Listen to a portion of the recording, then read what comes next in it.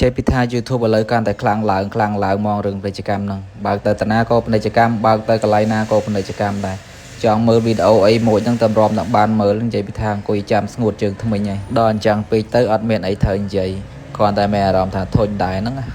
តោះឥឡូវបងប្អូនណាខ្លះដែលកំពុងតែធុញទ្រាន់រឿងពាណិជ្ជកម្មផ្សាយនៅលើ YouTube ហ្នឹងវីដេអូនេះខ្ញុំមានវិធីឲ្យបងប្អូនចូលទៅបិទតែមិនហ៊ានសន្យាថាបិទបាន 100% ទេបងប្អូនបាទតាមពិតទៅរបៀបបិទពាណិជ្ជកម្មនៅលើ YouTube នេះមានបងប្អូនយើងគាត់ comment សុំឲ្យខ្ញុំធ្វើច្រើនដងហើយតែខ្ញុំនៅមិនទាន់ច្បាស់ក៏ចាំសារលបងតេស្តមើលខ្លួនឯងណាហ្នឹងហើយដល់អញ្ចឹងខ្ញុំតេស្តមើលឃើញថាបាន 70% ដែលយើងអាចបិទបានហើយនៅមាន 30% ទៀតដែលវានៅតែលោតផ្សាយពាណិជ្ជកម្មដដែលតែយ៉ាងណាបងប្អូនអាចសាកល្បងដោយវិធីដែលខ្ញុំនឹងបង្ហាញបងប្អូននៅពេលបន្តិចទៀតនេះបានចាប់ដើមដំបូងយើងចូលទៅកាន់កម្មវិធី Google Chrome ហើយចុចយកសញ្ញាចុច3គ្រាប់នៅខាងលើនេះហើយចូលទៅកាន់ពាក្យ Setting រុញឡើងទៅលើបងប្អូនរកពាក្យមួយគេដាក់ថា Site Settings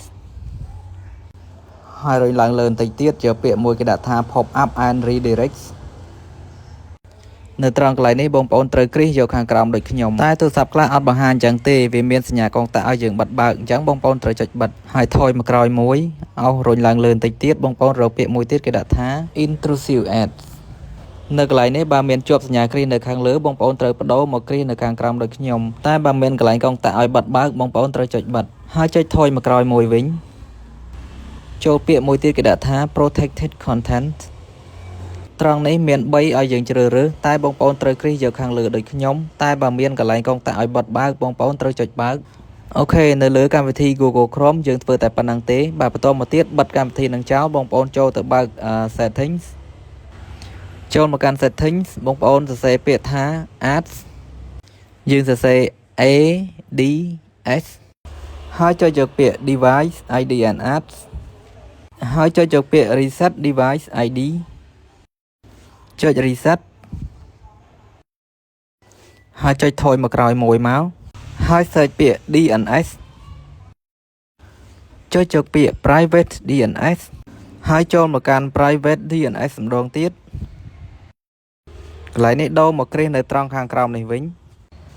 ហើយនៅខាងក្រោមនេះបងប្អូនសរសេរពាក្យថា dnsadguard.com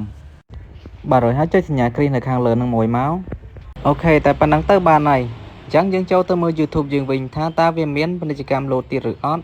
តែមុននឹងចូលទៅមើលត្រូវអូសអាកម្មវិធីដែលយើងបានបើកពីមុនមកចោលសិនតោះឥឡូវចាំមើលទាំងអស់គ្នាចង់ដឹងវាមានទៀតអត់ឥឡូវចាំមើលខ្ញុំអូសរកវីដេអូណាដែលមានពាណិជ្ជកម្មហ្នឹងហើយនៅលើ YouTube បងប្អូនបាទវីដេអូដែលមានពាណិជ្ជកម្មតតែវីដេអូម្ចាស់ Channel នោះមានសិទ្ធិក្នុងការរលុយទៅវីដេអូនោះមានពាណិជ្ជកម្មដែរបាទឥឡូវខ្ញុំបើកមើល2វីដេអូហើយអត់ទាន់មានឃើញពាណិជ្ជកម្មលោតទេឥឡូវរកវីដេអូផ្សេងទៀតសាកមើលបាទដើម្បីបញ្ជាក់ថាវាយ៉ាងម៉េចមានឬក៏អត់ឲ្យច្បាស់លាស់តែក៏នៅមានទូរស័ព្ទខ្លះទៀតបិទហើយក៏នៅតែមានពាណិជ្ជកម្មដូចខ្ញុំបាននិយាយនៅខាងដើមវីដេអូអញ្ចឹងបាទមានខ្លះបិទបានខ្លះទៀតក៏បិទមិនបានហើយវីដេអូនេះដែរក៏សំខាន់តែអភ័យទោសដល់បងប្អូនទាំងអស់គ្នាបាទជាពិសេសនៅត្រង់កន្លែងដែលមានភាសាអង់គ្លេសហ្នឹងហើយខ្ញុំនិយាយទៅវាប្រកាសជាមានខុសហើយហ្នឹងហើយដោយសារភាសាអង់គ្លេសខ្ញុំមិនមែនជាអ្នកចេះអីទេបងប្អូនបាទហើយបើសិនជាបងប្អូនចូលបិទហើយបានផលឬក៏មិនបានផលយ៉ាងណាជួយ comment ប្រាប់នៅខាងក្រោមវីដេអូនេះផងបាទអញ្ចឹងក្នុងវីដេអូនេះមានតែប៉ុណ្្នឹងទេបាទជួបគ្នានៅវីដេអូក្រោយ